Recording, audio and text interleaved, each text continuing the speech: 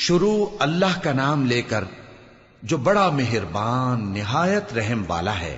جو چیز آسمانوں میں ہے اور جو چیز زمین میں ہے سب اللہ کی تسبیح کرتی ہے، اسی کی سچی بادشاہی ہے اور اسی کی تعریف ہے، اور وہ ہر چیز پر قادر ہے۔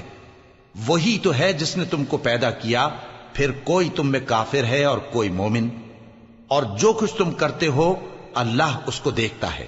اسی نے آسمانوں اور زمین کو حکمت سے پیدا کیا، اور اسی نے تمہاری صورتیں بنائیں اور صورتیں بھی اچھی بنائیں، اور اسی کی طرف تمہیں لوٹ کر جانا ہے۔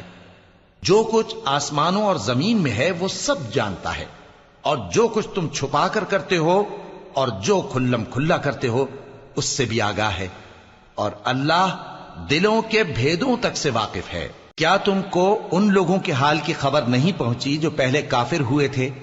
تو انہوں نے اپنی کرتوت کی سزا کا مزہ چکھ لیا، اور ابھی دکھ دینے والا عذاب اور ہونا ہے۔ یہ اس لیے کہ ان کے پاس پیغمبر کھلی نشانیاں لے کر آتے تو وہ کہتے کہ کیا ایک آدمی ہمیں ہدایت کرے گا؟ تو انہوں نے ان کو نہ مانا اور منہ پھیر لیا، اور اللہ بھی بے نیاز ہو گیا، اور اللہ بے نیاز ہے، لائق حمد و ثنا ہے۔ جو لوگ کافر ہیں ان کا اعتقاد ہے کہ وہ دوبارہ ہرگز نہیں اٹھائے جائیں گے۔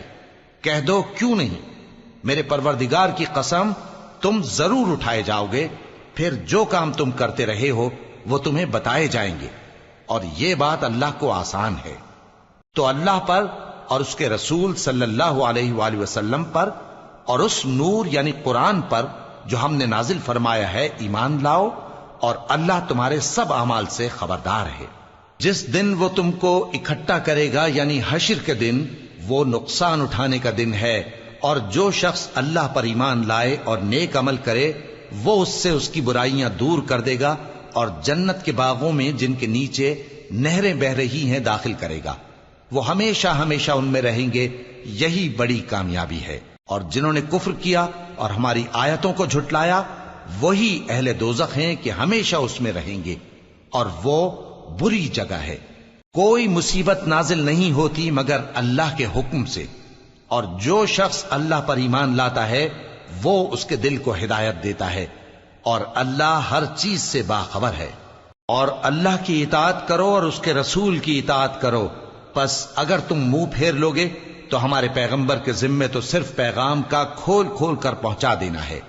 اللہ جو معبود برحق ہے اس کے سوا کوئی عبادت کے لائق نہیں، تو مومنوں کو چاہیے کہ اللہ ہی پر بھروسہ رکھیں۔ مومنوں، تمہاری بیویوں اور اولاد میں سے بعض تمہارے دشمن بھی ہیں، سو ان سے بچتے رہو، اور اگر معاف کر دو اور درگزر کرو اور بخش دو تو اللہ بھی بخشنے والا ہے، مہربان ہے۔ تمہارا مال اور تمہاری اولاد تو آزمائش ہے، اور اللہ کے ہاں بڑا اجر ہے، سو جہاں تک ہو سکے اللہ سے ڈرو اور اس کے احکام کو سنو، اور اس کے فرمانبردار رہو، اور اس کی راہ میں خرچ کرو، یہ تمہارے حق میں بہتر ہے۔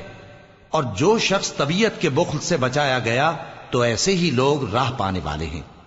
اگر تم اللہ کو نیک نیتی سے قرض دو گے تو وہ تم کو اس کا کئی گنا دے گا، اور تمہارے گناہ بھی معاف کر دے گا، اور اللہ قدر شناس ہے، بردبار ہے، پوشیدہ اور ظاہر کا جاننے والا ہے، غالب ہے، حکمت والا ہے۔